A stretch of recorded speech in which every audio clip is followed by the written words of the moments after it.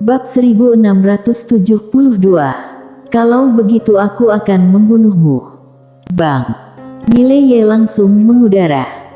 Saat ini, wajahnya sangat berubah, dan dia menoleh dengan tajam. Kali ini, dia merasakan sakit yang tajam di perutnya. Pada saat berikutnya, dia terbang langsung. Pada saat dia terbang keluar, dia tiba-tiba merasakan tangan kanannya ditangkap, dan kemudian tubuhnya ditarik ke depan dengan kekuatan yang kuat. Kemudian, dia merasakan sakit yang tajam di perutnya lagi. Engah. Mileye memuntahkan esensi darah langsung dari mulutnya. Detik berikutnya, bayangan alam ilusi langsung mengenai tenggorokannya. Bang. Mileye terbang puluhan ribu mil jauhnya dalam sekejap. Saat ini, Mileye agak bingung. Mengapa orang ini begitu menakutkan? Saat ini, suara bayangan alam ilusi terdengar di benaknya. Terlalu banyak gangguan. Terlalu banyak gangguan. Mileye diam. Dia tahu bahwa alam ilusi yang berbicara tentang kekurangannya. Saat berhadapan dengan orang lain, tidak boleh memiliki terlalu banyak gangguan, dan harus berkonsentrasi pada musuh. Kali ini bayangan alam ilusi menghilang lagi. Mileye segera bergegas keluar. Segera, ada ledakan di lapangan. Keduanya bertarung satu lawan satu, kamu memukulku dengan satu kepalan tangan. Tanpa tindakan mewah, itu hanya mengandalkan kekuatan dan kesadaran dari daging murni. Dari segi kekuatan fisik, dia tidak kalah banyak, tapi dari segi kesadaran, dia benar-benar tertekan.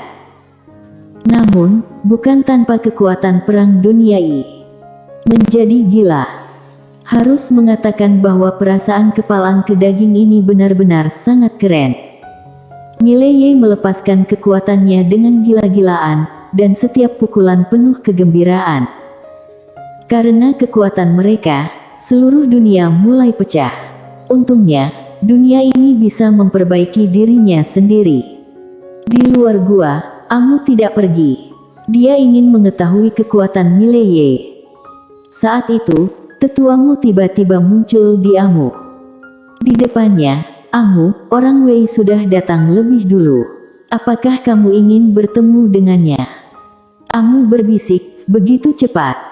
Tetuamu tertawa dan berkata, aku tidak sabar. Tidak hanya para pendengar, tetapi juga Sekte Langit harus segera hadir. Kemudian dia berhenti dan berkata, aku mendengar bahwa orang Wen agak sombong. Aku khawatir sulit bergaul dengannya. Amu mengangguk, tidak masalah. Dengan itu, dia berbalik dan pergi. Di jalanan kota Kaidien, Yana dan si putih sedang berjalan-jalan. Mereka hanya bermain sepanjang hari. Di mana menyenangkan. Untuk kultivasi, Yana tidak banyak berlatih. Bagaimanapun, bersama si putih setiap hari adalah kultivasi. Saat ini, Yana tiba-tiba berhenti dan menoleh ke sebuah restoran tidak jauh dari sana. Sangat sibuk. Tentu saja, dia mencium aromanya. Yana berkedip dan berkata, pergi mencicipi. Si putih mengangguk. Yana dan si putih masuk ke dalam restoran. Baru saja memasuki restoran, seorang pelayan langsung menyapa mereka. Apa yang ingin kamu makan, tamuku? Yana berjalan ke satu sisi dan duduk, lalu berkata, apakah ada daging manusia? Ekspresi pelayan membeku. Kali ini, si putih dengan lembut menepuk pundak Yana, tapi tuan rumah tidak membiarkanmu makan daging manusia. Yana melengkungkan mulutnya. Dia memandang pelayan itu dan berkata, makanan terbaik yang kamu miliki di sini, semuanya boleh. Bartender memandang Yana dan berkata, gadis kecil, apakah kamu punya kristal? Yana melirik ke arah pelayan dan berkata, apakah menurutmu aku akan makan makanan gratis? Bartender itu tersenyum dan berkata, tidak, tidak. Artinya, kita harus membayar makan malam di sini. Ketika Yana mendengar ini, dia langsung menjadi marah dan berkata, "Di mana bisa membayar makanan dulu? Jika tidak enak, apakah aku harus membayarnya?" Mendengar ini, semua orang di lapangan menatap Yana. Bartender memandang Yana dan berkata, "Gadis kecil, apakah kamu di sini untuk membuat masalah?" Yana tiba-tiba mengeluarkan sebuah kristal dan meletakkannya di depan pelayan. "Apa itu cukup?"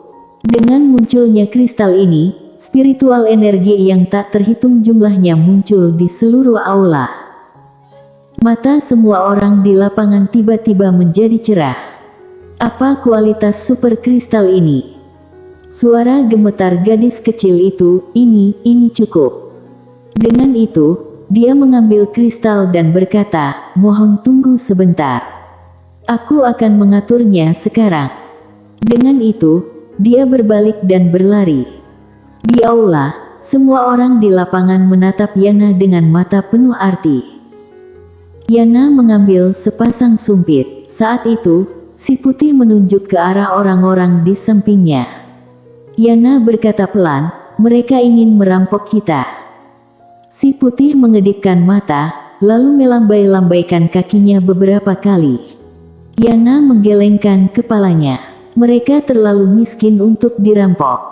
Si putih mengangguk cepat. Dia tidak bisa merasakan harta apapun. Meskipun orang-orang di lapangan memiliki beberapa ide jahat, tidak ada yang berani melakukannya. Toh, tidak ada yang tahu identitas Yaya. Bagaimana jika benar tidak sederhana? Terlalu banyak risiko. Pada saat ini, suara terkejut tiba-tiba terdengar dari pintu. Itu leluhur spiritual. Leluhur rohani. Yana menoleh dan melihat keluar. Ada seorang wanita berdiri di luar. Dia mengenakan gaun ketat dan kuncir. Dia baru berusia 17 atau 18 tahun, tergantung pada usianya. Di belakang wanita itu, ada dua pria tua. Ketika dia melihat si putih, mata wanita itu berbinar, dan dia maju selangkah. Langkah ini langsung menghampiri Yana dan si putih. Wanita itu menatap si putih, dan matanya penuh keserakahan dan panas. Benar adalah spiritual leluhur. Dia menatap Yana dan berkata, "Apakah kamu dari klan surgawi?" Yana menggelengkan kepalanya. Mendengar ini, wanita itu sedikit mengangkat mulutnya. "Aku menginginkan pria kecil ini. Apakah kamu punya pendapat?" Yana menatap wanita itu dan berkata, "Bagaimana jika aku punya?" Senyum wanita itu melebar, "Maka aku akan membunuhmu." Orang mati tidak akan mengeluh. Bersambung.